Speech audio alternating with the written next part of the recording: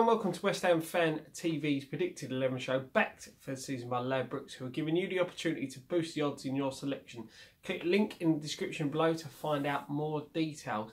Today I'm going to try and predict the starting 11 for the Bournemouth game, 3 o'clock kickoff on Saturday at London Stadium.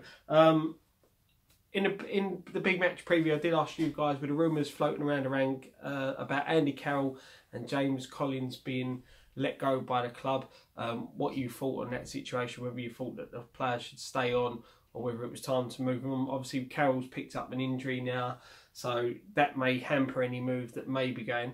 So I'll read out your thoughts on that once I've done the starting 11. Going into this game, we had a few injuries, players missing, having to sit out of the cup fixture against Shrewsbury, and obviously players being rested. So for this one, I do expect the same starting 11 that was put out against Huddersfield. Obviously, Adrian to come back into goal.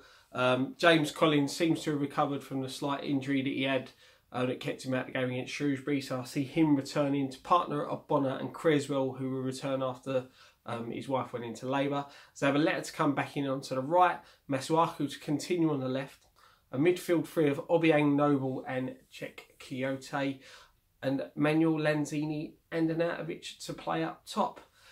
Strong side, probably one of the best sides we could put out. Obviously Josh Cullen played really well against Shrewsbury. He's going to be knocking on the door, expecting to be on the sub bench. Sam Byram, you know, he went off towards the end of the Shrewsbury game. Don't know whether that was an injury or whether that was just, you know, he hasn't had a lot of game time since coming back from injury. It's good to see Jose Font training again as well. You know, players are slowly coming back. I think it's a bit of a blow with a Carroll being injured if we were going to keep him. But, you know, the team were playing well.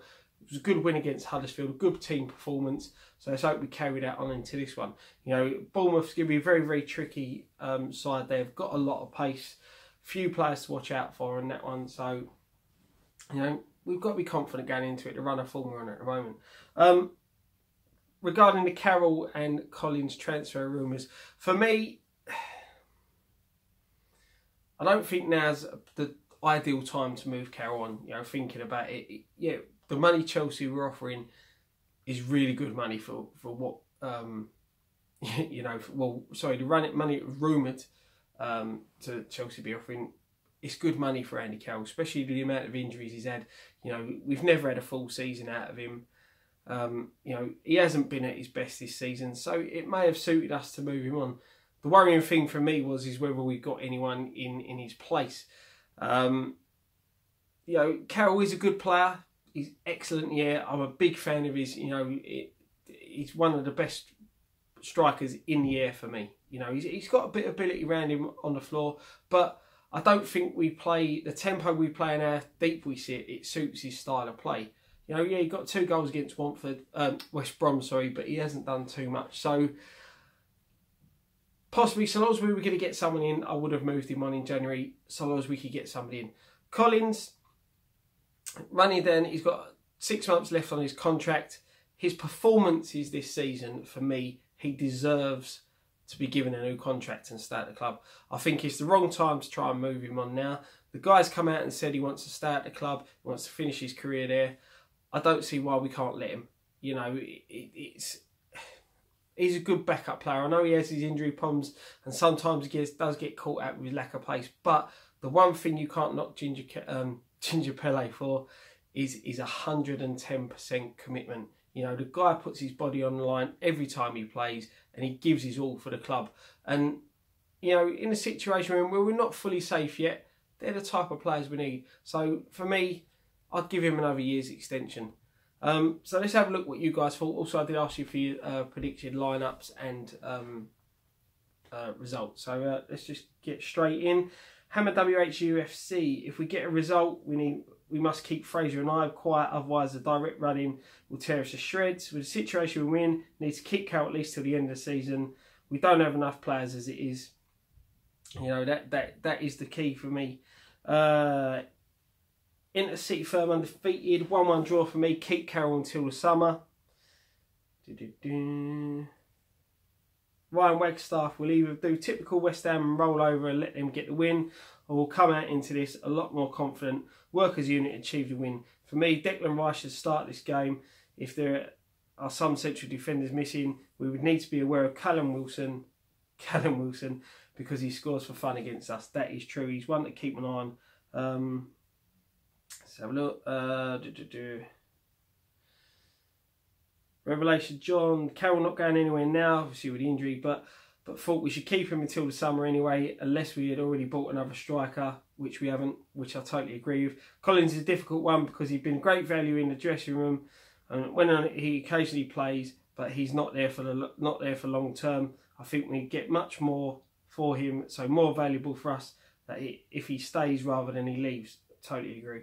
I'd review in the summer, see if he gets another year extension. BBC Burko, I believe Gin said in an interview last year he wanted to stay at West Ham for the rest of his career. Yeah, that's what I understand. Carroll's out front, probably won't go to Chelsea. Good video, thank you very much, mate. What else we've got? Jamie Gill, Collins should be offered a new 1/2 year deal. Would be nice to see him join the coaching staff when he retires.